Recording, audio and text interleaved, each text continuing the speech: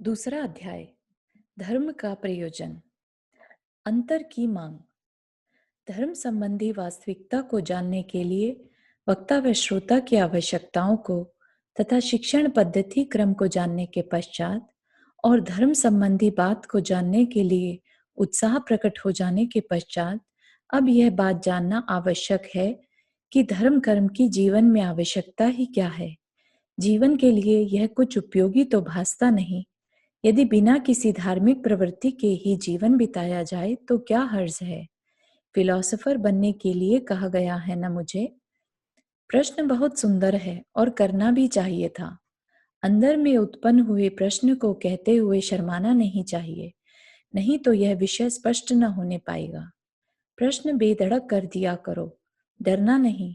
वास्तव में धर्म की कोई आवश्यकता न होती यदि मेरे अंदर की सभी अभिलाषाओं की पूर्ति साधारणतः हो जाती। कोई भी पुरुषार्थ किसी प्रयोजनवश ही करने में आता है। किसी अभिलाषा विशेष की पूर्ति के लिए ही कोई कार्य किया जाता है। ऐसा कोई कार्य नहीं जो बिना किसी अभिलाषा के किया जा रहा हो। अतः उपरोक्त बात का उत्तर पाने के लिए तुझे विश्लेषण करना होगा अपनी अभिलाषाओं का। ऐसा करने से स्पष्टतः कुछ ध्वनि अंतरंग से आती प्रतीत होगी, इस रूप में कि मुझे सुख चाहिए, मुझे निराकुलता चाहिए। यह ध्वनि छोटे बड़े सर्व ही प्राणियों की चिर परिचित है, क्योंकि कोई भी ऐसा नहीं है जो इस ध्वनि को बराबर उठते न सुन रहा हो। और यह ध्वनि कृत्रिम भी नहीं है, किसी अन्य से प्रेरित होकर यह सीख उत्पन्न हुई हो ऐसा भी नहीं है, स्वाभाविक है। कृत्रिम बात का आधार वैज्ञानिक नहीं लिया करते, परंतु इस स्वाभाविक ध्वनि का कारण तो अवश्य जानना पड़ेगा। अपने अंदर की इस ध्वनि से प्रेरित होकर इस अभिलाषा की पूर्ति के लिए मैं कोई प्रयत्न न कर रहा हूं ऐसा भी नहीं है। मैं बराबर कुछ न कुछ उद्यम कर रहा हूं। जहां भी जाता हूं कभी खाली नहीं बैठता, और कब से करता आ रहा हूं यह भी नहीं जानता। परंतु इतना अवश्य जानता हूं कि सब कुछ करते हुए भी बड़े से बड़ा धनवान या राजा आदि बन जाने पर भी यह ध्वनि आज तक शांत नहीं होने पाई है। यदि शांत हो गई होती या उसके लिए किया जाने वाला पुरुषार्थ जितनी देर तक चलता रहता है उतने अंतराल मात्र के लिए भी कदाचित शांत हुई होती, तो अवश्य ही धर्म आदि की कोई आवश्यकता न होती। उसी पुरुषार्थ के प्रति और अधिक उद्यम करता और कदाचित सफलता प्राप्त कर लेता। वह शांति की अभिलाषा ही मुझे बाध्य कर रही है कोई नया आविष्कार करने के लिए जिसके द्वारा मैं उसकी पूर्ति कर पाऊं। आवश्यकता आविष्कार की जननी होती है। इसी कारण धर्म का आविष्कार ज्ञानी जनों ने अपने जीवन में किया और उसी का उपदेश सर्व जगत को भी दिया तथा दे रहे हैं, किसी स्वार्थ के कारण नहीं बल्कि प्रेम व करुणा के कारण, कि किसी प्रकार आप भी सफल हो सकें अभिलाषा को शांत करने में। विज्ञान विधि। किस प्रकार किया उन्होंने यह आविष्कार, कहाँ से सीखा इसका उपाय? कहीं बाहर से नहीं, अपने अंदर से। उपाय ढूंढने का जो वैज्ञानिक ढंग है उसके द्वारा। उपाय ढूंढने का वैज्ञानिक व स्वाभाविक ढंग यद्यपि सबके अनुभव में प्रतिदिन आ रहा है, पर विश्लेषण न करने के कारण सैद्धांतिक रूप से उसकी धारणा किसी को नहीं है। देखिए उस कबूतर को जिसकी अभिलाषा है कि आपके कमरे में किसी न किसी प्रकार प्रवेश कर पाए अपना घोंसला बनाने के लिए। कमरे में प्रवेश करने का उपाय किससे पूछे? स्वयं अपने अंदर से ही उपाय निकालता है, अतः प्रयत्न करता है। कभी उस द्वार पर जाता है और बंद पाकर वापस लौट आता है। कुछ देर पश्चात उस खिड़की के निकट जाता है, वहां सरिये लगे पाता है। सरियों के बीच में गर्दन घुसाकर प्रयत्न करता है घुसने का, परंतु सरियों में अंतराल कम होने के कारण उसका शरीर निकल नहीं पाता उनके बीच में से। फिर लौट आता है, दूसरी दिशा में जाता है और वहां भी वैसा ही प्रयत्न। फिर तीसरी में और फिर चौथी दिशा में कहीं से मार्ग न मिला। सामने वाले मुंडेर पर बैठकर सोच रहा है वह, अब भी उसी का उपाय। निराश नहीं हुआ है वह। है यह क्या है? ऊपर छत के निकट चलकर देखूं तो सही। एक रोशनदान झुककर देखता है अंदर की ओर। कुछ भय के कारण तो नहीं है वहां? नहीं नहीं, कुछ नहीं है। रोशनदान में घुस जाता है। कमरे की कार्नस पर बैठकर प्रतीक्षा करता है कुछ देर कमरे के स्वामी के आने की। स्वामी आता है तो देखता है गौर से उसकी मुखाकृति को। क्रूर तो नहीं है, नहीं, भला आदमी है। और फिर जाता है और आता है बेरोक टोक, मानो उसके लिए ही बनाया गया था यह द्वार। इसी प्रकार एक चींटी भी पहुंच जाती है अपने खाद्य पदार्थ पर और थोड़ी देर इधर उधर घूमकर मार्ग निकाल ही लेती है। विश्लेषण कीजिए इन छोटे से जंतुओं की इस प्रक्रिया का।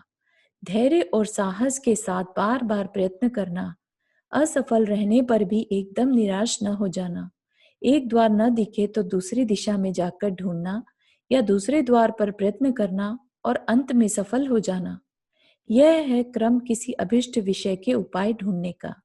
इसे वैज्ञानिक जन कहते हैं ट्रायल एंड एरर थ्योरी। सफल न होने पर प्रयत्न की दिशा घुमा देने का सिद्धांत। आप स्वयं भी तो इस सिद्धांत का प्रयोग कर रहे हैं अपने जीवन में। कोई रोग हो जाने पर आते हो वैद्य के पास, औषधि लेते हो। 3-4 दिन खाकर देखने के पश्चात कोई लाभ होता प्रतीत नहीं होता तो वैद्य जी से कहते हो औषधि बदल देने के लिए। उसमें भी यदि काम न चले तो पुनः वही क्रम, और अंत में 3 बार औषधि बदली जाने पर मिल ही जाती है कोई अनुकूल औषधि। इस प्रक्रिया का विश्लेषण करने पर भी उपरोक्त ही फल निकलेगा। बस यही है वह सिद्धांत जो यहाँ शांति प्राप्ति के उपाय के संबंध में भी लागू करना है। किसी अनुभूत व दृष्ट विषय का विश्लेषण करके एक सिद्धांत बनाना तथा उसी जाति के किसी अनुभूत व अदृष्ट विषय पर लागू करके अभिष्ट की सिद्धि कर लेना ही तो वैज्ञानिक मार्ग है कोई नवीन खोज करने का। शांति की नवीन खोज करनी है तो उपरोक्त सिद्धांत को लागू कीजिए। एक प्रयत्न कीजिए, यदि सफल न हो तो उस प्रयत्न की दिशा घुमाकर देखिए। फिर भी सफलता न मिले तो पुनः कोई और प्रयोग कीजिए और प्रयोगों को बराबर बदलते जाइए जब तक कि सफल न हो जाए। सत्य पुरुषार्थ। अब प्रश्न होता है कि क्या आज तक प्रयत्न नहीं किया? नहीं, ऐसी तो बात नहीं है। प्रयत्न तो किया और बराबर करता आ रहा है। प्रयत्न करने में कमी नहीं है। धर्म उपार्जन करने में, जीवन की आवश्यक वस्तुएं जुटाने में, उनकी रक्षा करने में तथा उनको भोगने में अवश्य तो पुरुषार्थ कर रहा है और खूब कर रहा है। फिर कमी कहाँ है? जो आज तक असफल रहा है उसकी प्राप्ति में। कमी है प्रयोग को बदल कर न देखने की। प्रयत्न तो अवश्य करता आ रहा है, पर अव्वल तो आज तक कभी तुझे यह विचारने का अवसर नहीं मिला कि तुझे सफलता नहीं मिल रही है, और यदि कुछ प्रतीति भी हुई तो प्रयोग बदल कर न देखा। वही पुराना प्रयोग चल रहा है जो पहले चलता था, धन कमाने का, भोगों की उपलब्धि व रक्षा का तथा उन्हें भोगने का। कभी विचारा है यह कि अधिक से अधिक भोगों को प्राप्त करके भी यह ध्वनि शांत नहीं हो रही है, तो अवश्य में मेरी धारणा में, मेरे विश्वास में कहीं भूल है। धन या भोग शांति की प्राप्ति के उपाय ही नहीं है।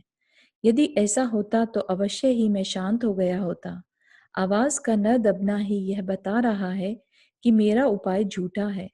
वास्तव में उपाय कुछ और है जिसे मैं नहीं जानता। अतः या तो किसी जानकार से पूछकर या स्वयं पुरुषार्थ की दिशा घुमाकर देखूं तो सही। इस उपरोक्त प्रयोग को यदि अपनाता तो अवश्य आज तक वह मार्ग पा लिया होता।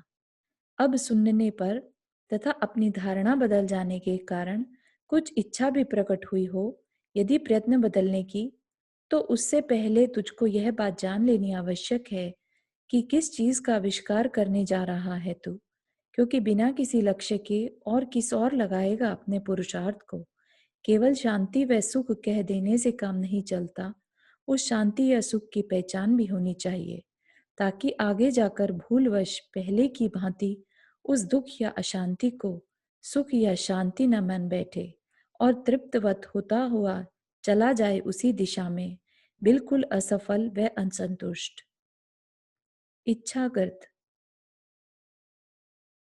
शांति की पहचान भी अनुभव के आधार पर करनी है, किसी की गवाही लेकर नहीं, और बड़ी सरल है वह। केवल अंतरंग के परिणामों का या उस अंतर्ध्वनि का विश्लेषण करके देखना है। असंतोष में डूबी आज की ध्वनि प्रति क्षण मांग कर रही है तुझसे कुछ और चाहिए, अभी तृप्त नहीं हुआ, अभी कुछ और भी चाहिए। बराबर ऐसी ध्वनि सुनने में आ रही है। वास्तव में इस ध्वनि का नाम ही तो है अभिलाषा, इच्छा या व्याकुलता। क्या कुछ संदेह है इसमें भी? यदि है तो देख, आज तुझे इच्छा है अपनी युवती कन्या का जल्दी से जल्दी विवाह करने की, पर योग्य वर न मिलने के कारण कर नहीं पा रहा है। तेरी इच्छा पूरी नहीं हो रही है। बस यही तो है तेरे अंदर की व्याकुलता, व्यग्रता, अशांति या दुख।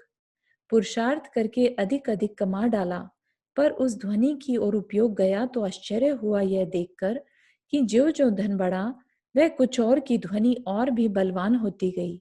ज्यों ज्यों भोग भोगे, भोगों के प्रति की अभिलाषा और अधिक बढ़ गई। क्या कारण है इसका? जितनी कुछ भी धनराशि की प्राप्ति हुई थी, उतना तो इसको कम होना चाहिए था या बढ़ना। बस सिद्धांत निकल गया कि इच्छाओं का स्वभाव ही ऐसा है कि ज्यों ज्यों मांग पूरी करें, त्यों त्यों दबने की बजाय और अधिक बढ़े। इच्छा के बढ़ने में भी संभवतः हर्ज न होता, यदि यह संभव होता कि एक दिन जाकर इसका अंत आ जाएगा। क्योंकि इच्छा का अंत आ जाने पर भी मैं पुरुषार्थ करता रहूंगा और अधिक धन कमाने का, और एक दिन इतना संचय कर लूंगा कि उसकी पूर्ति हो जाए। परंतु विचारने पर यह स्पष्ट प्रतीति में आता है कि इच्छा का कभी अंत नहीं होगा। इच्छा असीम है और इसके सामने पड़ी हुई तीन लोक की संपत्ति सीमित। संभवतः इतनी मात्रा की इच्छा के गड्ढे में पड़ी हुई इतनी भी दिखाई न दे जैसा कि कोई परमाणु। इस पर भी इसको बंटवाने वाली इतनी बड़ी जीव राशि, क्योंकि सब ही को तो इच्छा है उसकी तेरी भांति। पता क्या संभव है ऐसी दशा में इस इच्छा की पूर्ति? इसका अनंतवां अंश भी तो संभवतः पूर्ण न हो सके, फिर कैसे मिलेगी तुझे शांति धन प्राप्ति के पुरुषार्थ से? बस बन गया सिद्धांत।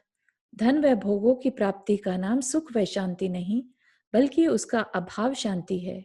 और इसलिए धन उपार्जन या भोगों संबंधी पुरुषार्थ इस दिशा का पुरुषार्थ नहीं है। संसार वृक्ष। देख, तेरी वर्तमान दशा का एक सुंदर चित्र दर्शाता हूँ। एक व्यापारी जहाज में माल भरकर विदेश को चला। अनेकों आशाएं थी उसके हृदय में, पर उसे क्या खबर थी कि अदृष्ट उसके लिए क्या लिए बैठा है। दूर क्षितिज में से साए साए की भयंकर ध्वनि प्रकट हुई, जो बराबर बढ़ती हुई उसकी ओर आने लगी। घबरा गया वह। हैं, यह क्या? तूफान सर पर आ गया। आंधी का वेग मानो सागर को अपने स्थान से उठाकर अन्यत्र ले जाने की होड़ लगाकर आया है। सागर ने अपने अभिमान पर इतना बड़ा आघात कभी न देखा था। वह एकदम गरज उठा, फुंकार मारने लगा और उछल उछल कर वायुमंडल को ताड़ने लगा। वायु व सागर का यह युद्ध कितना भयंकर था। दिशाएं भयंकर गर्जनाओं से भर गईं। दोनों नए नए हथियार लेकर सामने आ रहे थे। सागर के भयंकर थपेड़ों से आकाश का साहस टूट गया। वह एक भयंकर चित्कार के साथ सागर के पैरों में गिर पड़ा। धड़! ओह, यह क्या आफत आई! आकाश फट गया और उसके भीतर से क्षण भर को एक महान प्रकाश की रेखा प्रकट हुई। रात्रि के इस गहन अंधकार में भी इस वज्रपात के अद्वितीय प्रकाश में सागर का शोभ तथा इस युद्ध का प्रकोप स्पष्ट दिखाई दे रहा था। व्यापारी की नब्ज ऊपर चढ़ गई, मानो वह निष्प्राण हो चुका है। इतनी ही पर बस क्यों हो? आकाश की इस पराजय को मेघराज सहन न कर सका।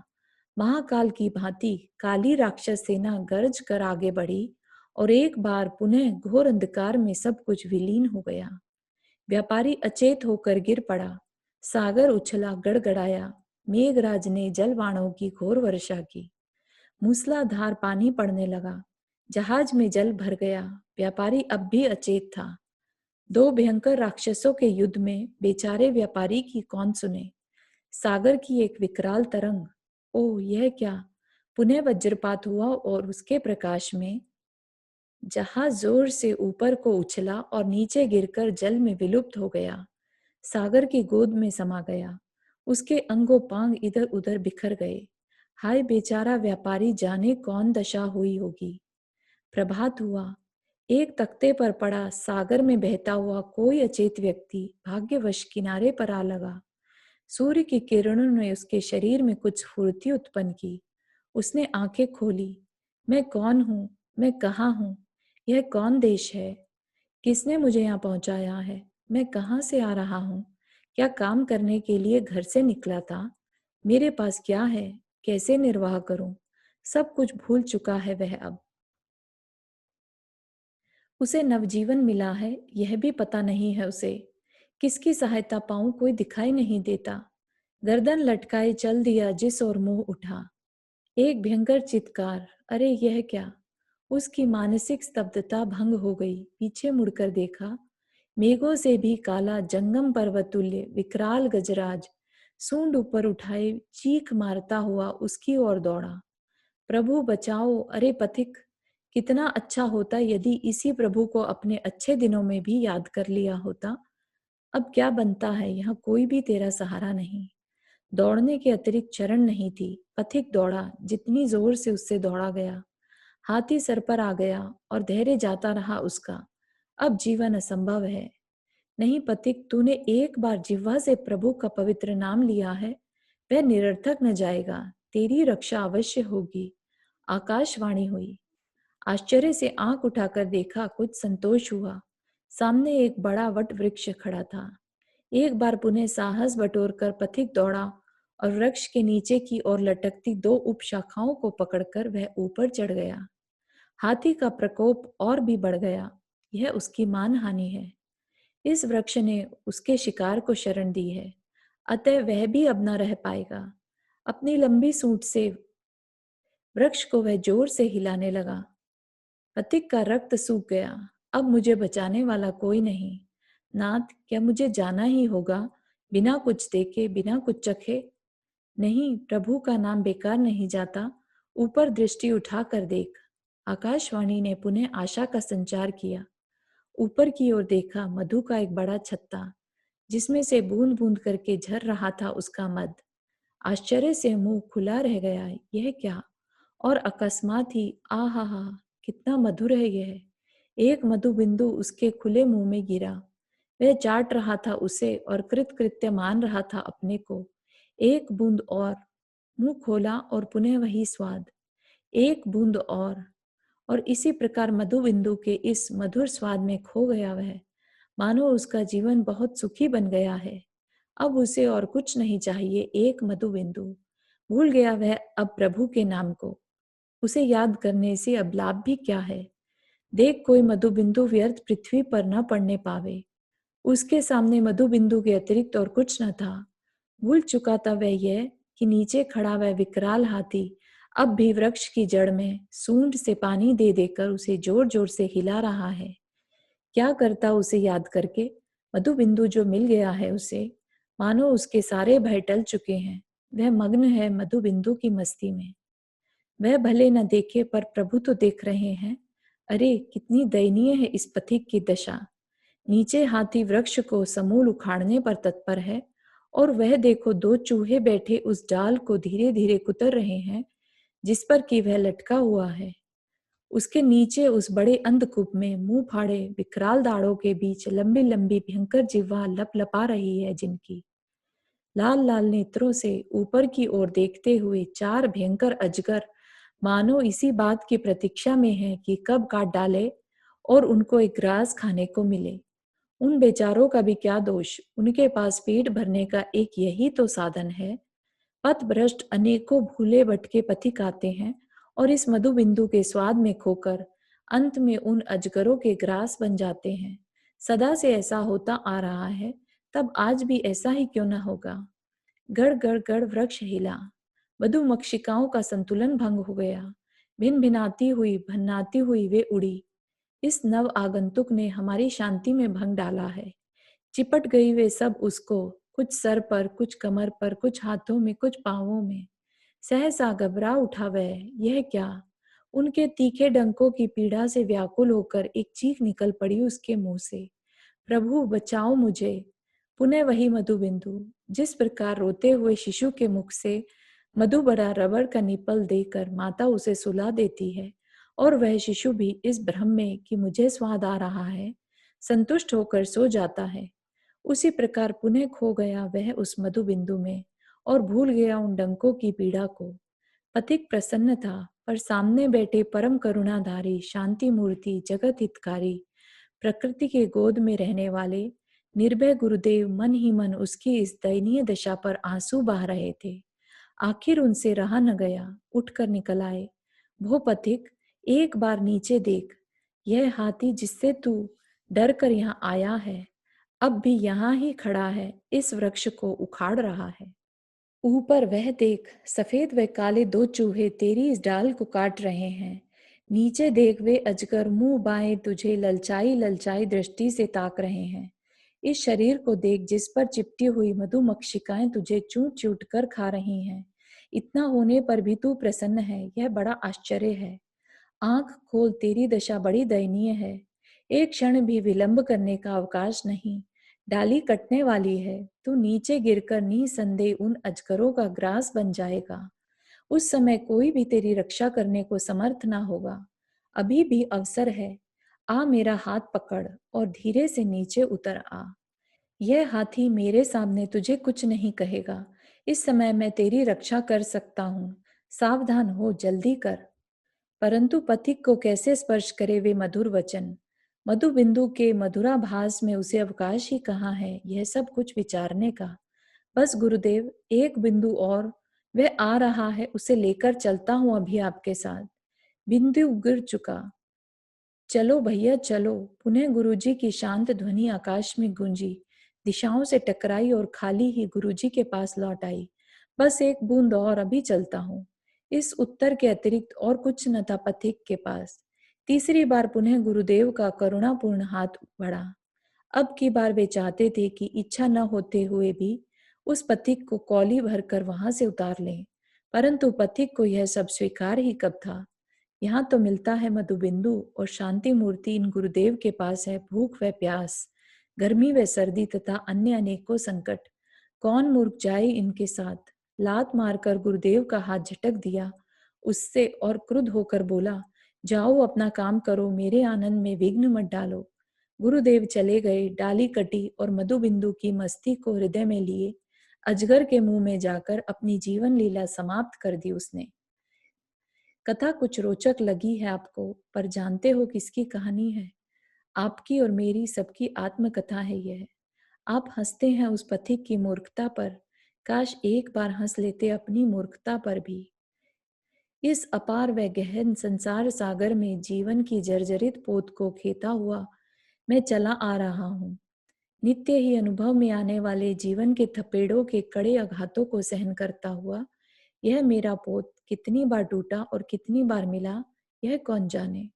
जीवन के उतार चढ़ाव के भयंकर तूफान में चेतना को खोकर मैं बहता चला आ रहा हूँ अनादिकाल से। माता के गर्भ से बाहर निकलकर आश्चर्य भरी दृष्टि से इस संपूर्ण वातावरण को देखकर खोया खोया सा मैं रोने लगा, क्योंकि मैं यह न जान सका कि मैं कौन हूँ, मैं कहाँ हूँ, कौन मुझे यहाँ लाया है, मैं कहाँ से आया हूँ, क्या करने के लिए आया हूँ और मेरे पास क्या है जीवन निर्वाह के लिए। संभवतः माता के गर्भ से निकलकर बालक इसीलिए रोता है, मानो मैं कोई अपूर्व व्यक्ति हूँ। ऐसा सोचकर मैं इस वातावरण में कोई सार देखने लगा। दिखाई दिया मृत्यु रूपी विकराल हाथी का भय। डर कर भागने लगा कि कहीं शरण मिले।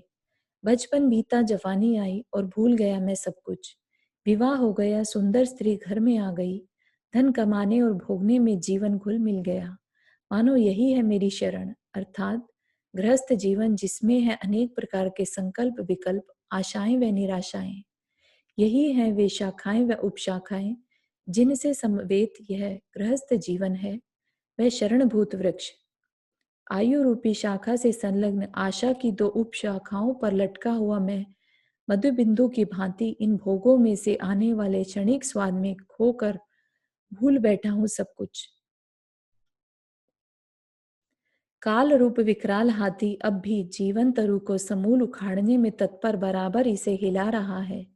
अत्यंत वेग से बीतते हुए दिन रात ठहरे सफेद और काले दो चूहे जो बराबर आयु की इस शाखा को काट रहे हैं।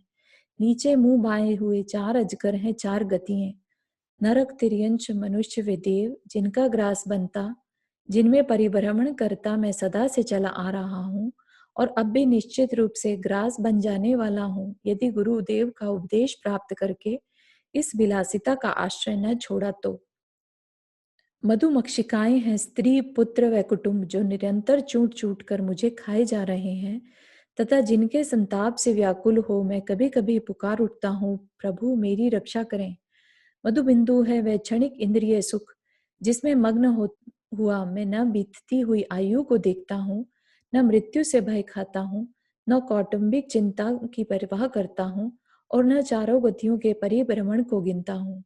कभी कभी लिया हुआ प्रभु का नाम है वह पुण्य, जिसके कारण कि यह तुच्छ इंद्रिय सुख कदाचित प्राप्त हो जाता है। यह मधुबिंदु रूपी इंद्रिय सुख भी वास्तव में सुख नहीं, सुखाभास है। जिस प्रकार की बालक के मुख में दिया जाने वाला वह निपल, जिसमें से कुछ भी स्वाद बालक को वास्तव में नहीं आता, क्योंकि रबड़ के बंद उस निपल में से किंचित मात्र भी मधु बाहर निकलकर उसके मुंह में नहीं आता, इस प्रकार वह केवल मिठास की कल्पना मात्र करके सो जाता है। उसी प्रकार इन इंद्रिय सुखों में मिठास की कल्पना करके मेरा विवेक सो गया है, जिसके कारण गुरुदेव की करुणा भरी पुकार मुझे स्पर्श नहीं करती, तथा जिसके कारण उनके करुणा भरे हाथ की अवहेलना करते हुए भी मुझे लाज नहीं आती। गुरुदेव के स्थान पर है यह गुरुवाणी, जो नित्य ही पुकार पुकार कर मुझे सावधान करने का निष्फल प्रयास कर रही है। यह है संसार वृक्ष का मुंह बोलता चित्रण व मेरी आत्मगाथा। भूत चेतन कब तक इस संसार सागर के थपेड़े सहता रहेगा? कब तक गतियों का ग्रास बनता रहेगा? कब तक काल द्वारा भग्न होता रहेगा?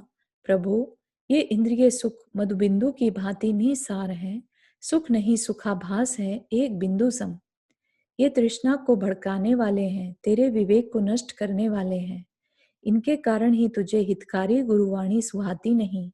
आ बहुत हो चुका, अनादिकाल से इसी सुख के झूठे आभास में तूने आज तक अपना हित न किया। अब अवसर है बहती गंगा में मुंह धो ले। बिना प्रयास के ही गुरुदेव का यह पवित्र संसर्ग प्राप्त हो गया है। छोड़ दे अब इस शाखा को, शरण ले इन गुरुओं की और देख, अदृष्ट में तेरे लिए वह परम आनंद पड़ा है, जिसे पाकर तृप्त हो जाएगा तू, सदा के लिए प्रभु बन जाएगा तू।